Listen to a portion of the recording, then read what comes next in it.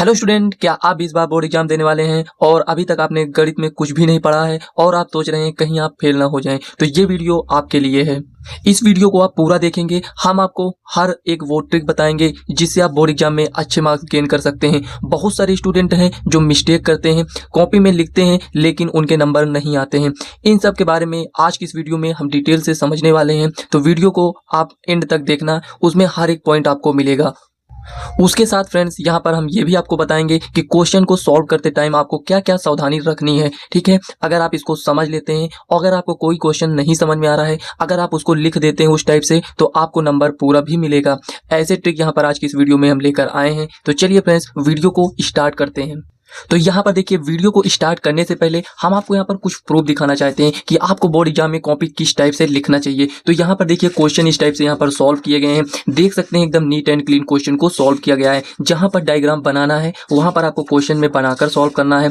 यहाँ पर आप देख सकते हैं सभी क्वेश्चन को एकदम प्रॉपर तरीके से सॉल्व किया गया है, लेकिन इसमें कुछ ना कुछ मिस्टेक है। हर एक वो मिस्टेक को आज की इस वीडियो में हम आपको बताने वाले हैं। ठीक है, तो यहाँ पर आप देख सकते हैं, पहले आप देख लीजिए ऐसे यहाँ पर कैसे इस टाइप के क्वेश्चन है। तो चलिए, आपने देख लिया होगा। ऐसे हमारे पास एक कॉपी नहीं है, हमारे पास बहुत सारी कॉपी है। यहाँ पर ये देखिए, आप नीचे कॉपी रखी हुई है, सब में प्रॉपर तरीके से नोट्स को तैयार किया गया है।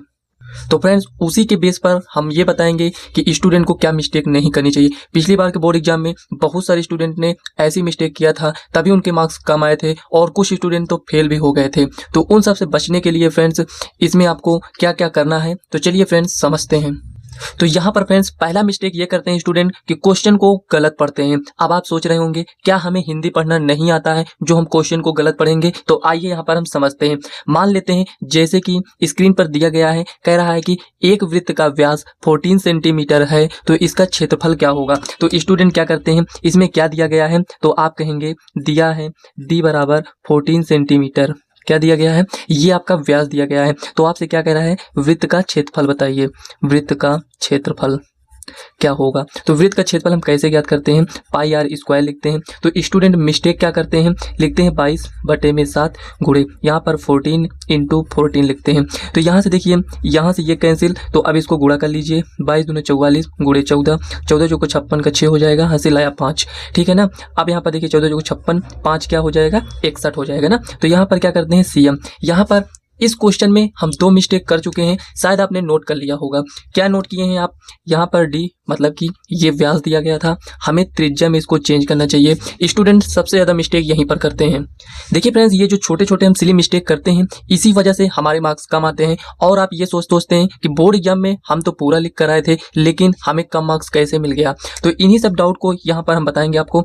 D बराबर 14 सेंटीमीटर, वृत्त का क्षेत्रफल क्या होता है, पाई आर स्क्वायर होता है। क्वेश्चन यहाँ पर कैलकुलेशन में कोई मिस्टेक नहीं हुआ है, मिस्टेक हुआ है यहाँ पर व्यास दिया गया था, हमें इसको त्रिज्या में चेंज करना चाहिए था, जो कि यहाँ पर 14 लिखा है, तो यहाँ पर क्या होना चाहिए 7। और यहाँ पर देखिए, हम यहाँ पर क्षेत्रफल निकाल रहे हैं, तो यहाँ पर 616 आया है। यहाँ पर देखिए CM है, तो क्षेत्रफल निकाल रहे हैं, तो यहाँ पर स्क्वायर लगाना भी जरूरी था। जो भी आंसर आया है एकदम प्रॉपर तरीके से, ये गलत तरीके से आंसर आया है। ठीक है ना, इसको क्या होगा, गलत माना जाएगा। ठीक है ना, जबकि आपने कैलकुलेशन में कोई मिस्टेक नहीं किया है, आप स्टार्टिंग में ही मिस्टेक कर चुके हैं। तो ठीक है, ये मिस्टेक आपको बिल्कुल भी नहीं करना है। क्वेश्चन को सही से आपको रीड करना है, एक बार नहीं 2 बार पढ़ना है, उसे आपको सही से सॉल्व करना है। तो यहाँ पर देखिए 2 मिस्टेक आपको समझ में आ गया। क्वेश्चन को सही से रीड नहीं किया, इसलिए यहाँ पर 14 लिख दिया, और इकाइयों में गलत लिखते हैं। जैसे यहाँ पर CM स्क्वायर लिखना चाहिए, तो क्या 616 ऐसे ही लिखकर छोड़ देते हैं, इसको नहीं लिखते हैं। नहीं लिखेंगे, नंबर कट हो जाएगा। ठीक है ना, तो ये आपको समझ में आ चुका होगा। तो चलिए दूसरा यहाँ पर मिस्टेक देखते हैं कि दूसरा मिस्टेक स्टूडेंट क्या करते हैं।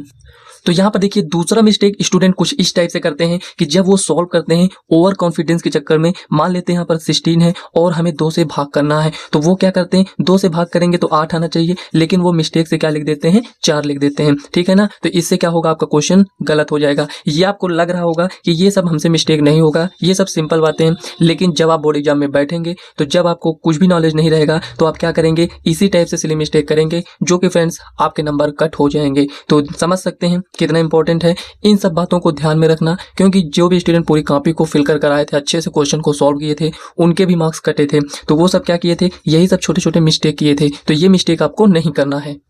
और फ्रेंड्स यहाँ पर आपको ये भी ध्यान देना है कि जो भी आप यहाँ पर सॉल्व करते हैं क्वेश्चन, आपको स्टेप के भी मार्क्स दिए जाते हैं। जैसा कि फ्रेंड्स यहाँ पर क्वेश्चन को आप यहाँ पर जो भी दिया था उसको आपको रीड करना है अच्छे से, जो दिया गया है उसको लिखना है। ज्ञात क्या करना है, यहाँ पर हम लिखेंगे ज्ञात करना है, ठीक है ना, ज्ञात करना है।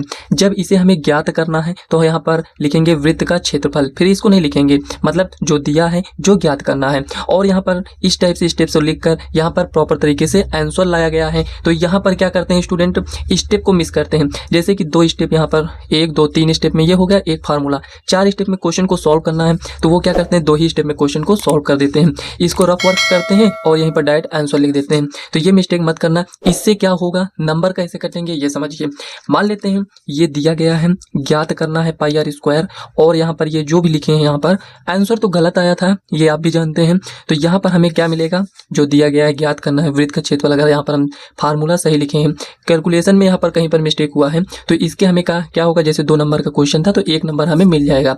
लेकिन यहाँ पर हम स्टेप को ही मिस कर दे रहे हैं, हम आगे नहीं बढ़ा रहे हैं, तब भी हमारे नंबर कट हो जाएंगे। जो हमें 1 नंबर मिलना था वो भी अब हमें नहीं मिलेगा।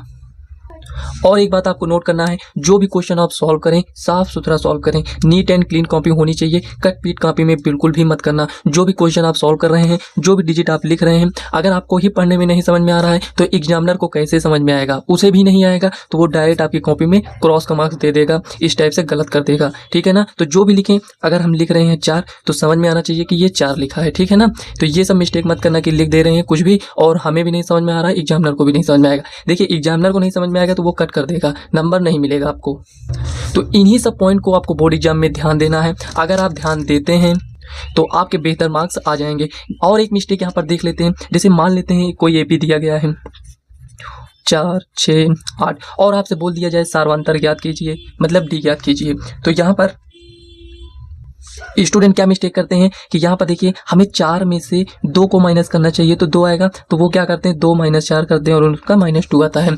ऑप्शन में ये भी दिया गया है, ये भी दिया गया है, तो वो क्या करते हैं इसको सही कर चले आएंगे, जबकि उन्हें पहले से पता है, जानते हैं 4 में से 2 को माइनस किया जाता है 2 आता है। लेकिन एग्जाम का प्रेशर इतना रहता है कि वो क्या करते हैं 2 में से 4 को माइनस कर देते हैं। कुछ भी आंसर में फर्क नहीं आएगा।